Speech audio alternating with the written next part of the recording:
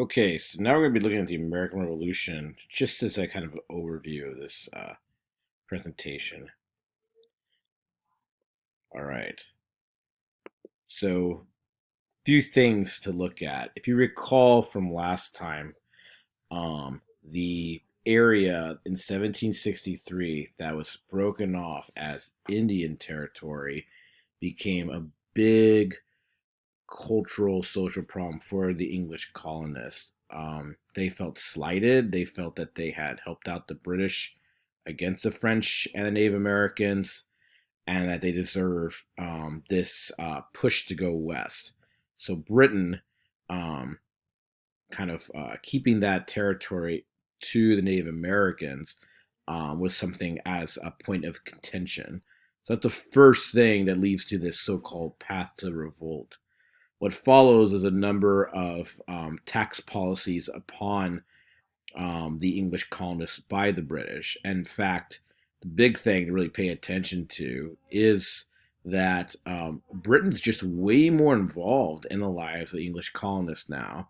Beforehand, the English colonists can kind of go around, do things at will, including kind of skirt around the tax issue, kind of doing things so called under the table. And so now Britain is way more involved, and because of the cost of the war, you begin to get this push for more and more taxation, and that gets that famous "no taxation without representation" line that is as connected to the founding fathers. So this leads to the first major act of rebellion by the English colonists, the Stamp Act boycotts. So that begins them, and as you read through Foner, there's a number that pile up after that. Finally, the other thing to really pay attention to is at the First Continental Congress, the first time the colony send out representatives to have this meeting happens in the early 1770s. Okay. Um, yeah. So there's a few things to note here, especially with connected to what I posted on Canvas. I have a number of documentaries that go over the major battles in the war. In fact, it's going to be, well, we go back. There's a number of of antagonism. Is one thing to do boycotts. It's another thing to even do like Boston Tea Party. Um, but when there's actual like people being shot, like at the Boston Massacre, this ramps up the rebellion from specifically the Bostonians. So the patriots in Boston are the ones who are really ramping up this hatred of the British. And then Thomas Paine comes along and writes Common Sense, this essay that pretty much everybody and their mother reads. And so that's another element that leads to the push for rebellion, revolution. And so by the time you get to 1775, you actually have fighting going on between the Minutemen located around Boston and British soldiers. So before they even signed the Declaration of Independence, the colonists are already, in some sections of the country, are already fighting against the British. And it's usually the Battle of Bunker Hill, which is actually incorrectly named, but whatever. That's just accident of history. That is kind of seen as one of the first major wars. So Lexington, Concord, Battle of Bunker Hill, these are seen as precursors to the main American Revolution. So yeah, there's fighting going on before the Declaration of Independence is even signed. So the Declaration of Independence was put together by the Second Continental Congress. Some things that the Second Continental Congress had done was appoint George Washington, who had very little experience during the French and Indian War or the 7 Years' War. He was tapped to be the commander in chief of the Continental Army.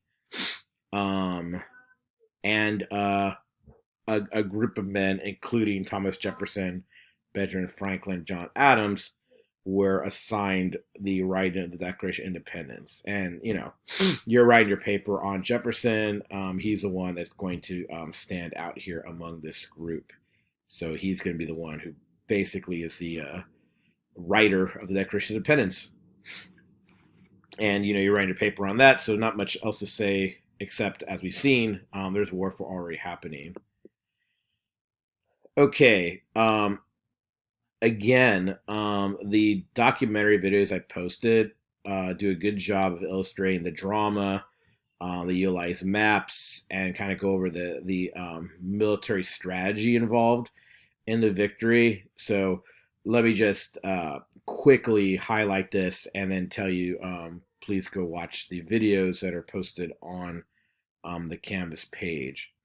But key battles, Trenton. This is the one where Washington is just trying to hold his group together before everything basically comes apart at the seams. This is where he does a sneak attack, crossing the Delaware, and and captures about 1,000 Haitians or German soldiers for hire. Following this, then he's able to win a victory at Princeton. So early victory, that does help build up morale among the colonist leadership. It really is Saratoga, though, that is seen as a turning point. There's a couple of good videos here, especially as they go into the guerrilla warfare that the Americans had started to utilize. Since they knew the terrain, they were able to basically hide off in the forest and pick off the British military. The British military is used to fighting open air kind of battle. So the victory at Saratoga, though, the eventual two major battles that happened, is enough to get the French to join the war effort. And then finally, a few years later, now with the French involved, and the French are able to blockade the British from the vantage point of the sea, Washington's able to win, to beat Cornwallis at Yorktown, and Yorktown seals the doom for the British effort. Though the war by this point has gotten unpopular in Britain, and the Americans are the first army to defeat the British Empire, the burgeoning British Empire, I should say. The British Empire is up and coming empire at this point, but it is a big feat. Americans gain independence, and now they're going to start. First of all, that line that separated the colonies and the West. That is going to be the focus point for the rest of American history. All the way to the end of the Civil War, we'll see the push to go west. How they win, honestly, a lot of it had to do with just incompetence by the British leaders, but a lot of it also had to do with just Washington's strategy was just don't get captured, stay mobile, and let the French come in. Once the French joined, it was America's war to win, especially because they had the ocean to separate Britain and the U.S. Now, before the actual Constitution signed, there is what's called the Articles of Confederation. This is the first type of constitution that the U.S. followed. The bottom line about the Articles of Confederation is it's pretty weak about trying to get anything done.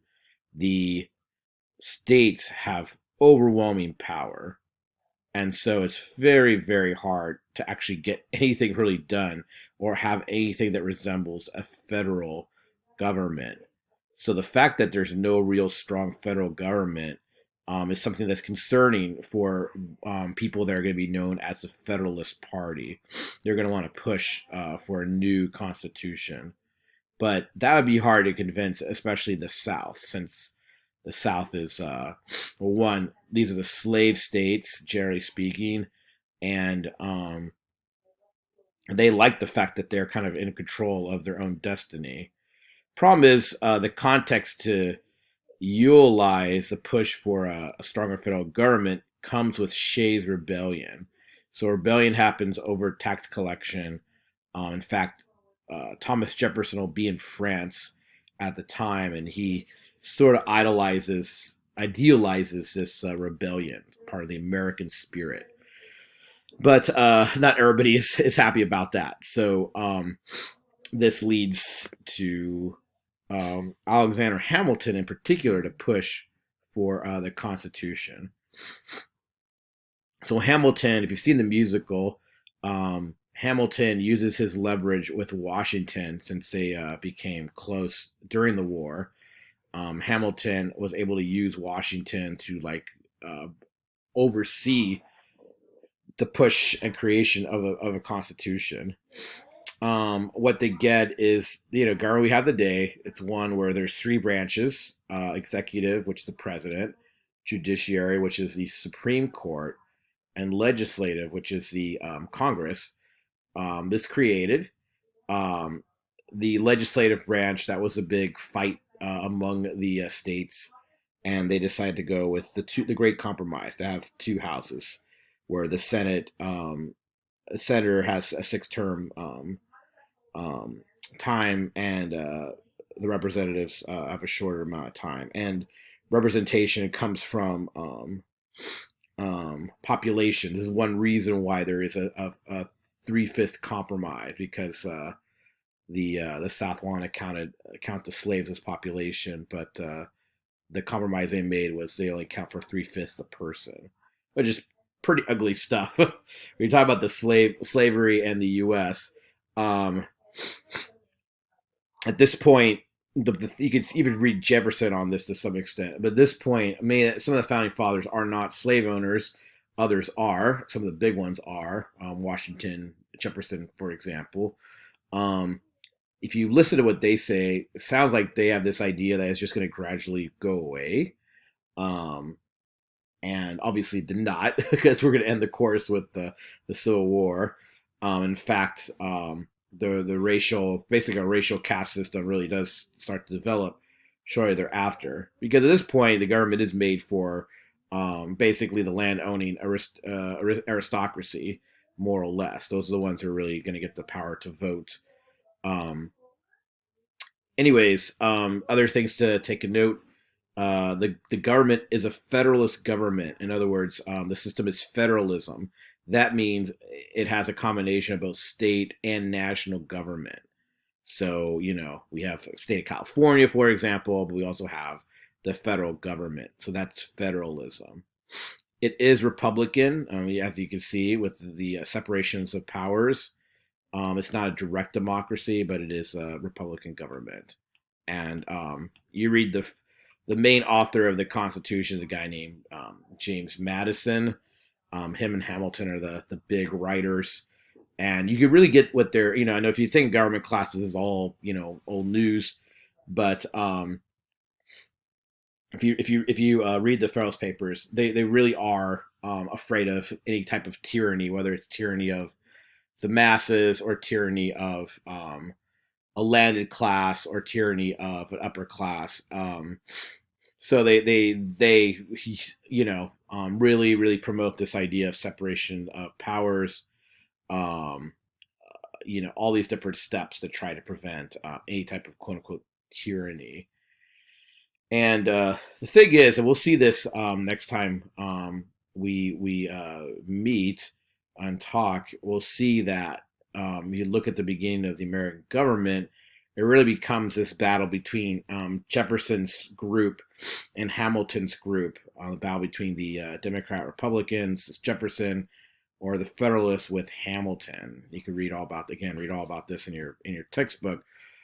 But Hamilton really thought with if the United States is going to be a major nation state, it had to have a strong federal government. It had to have muscle. It had to be able to do stuff, and the Articles of Federation would not let it. So Hamilton gets his way. It does get ratified, and there you have it. So make sure to check out. It's posted on Canvas. You check out if you've already read it. It's fine, but check out Federalist Paper number 10. It's considered one of the best, or one of the greatest documents in American history, up there with like Declaration of Independence.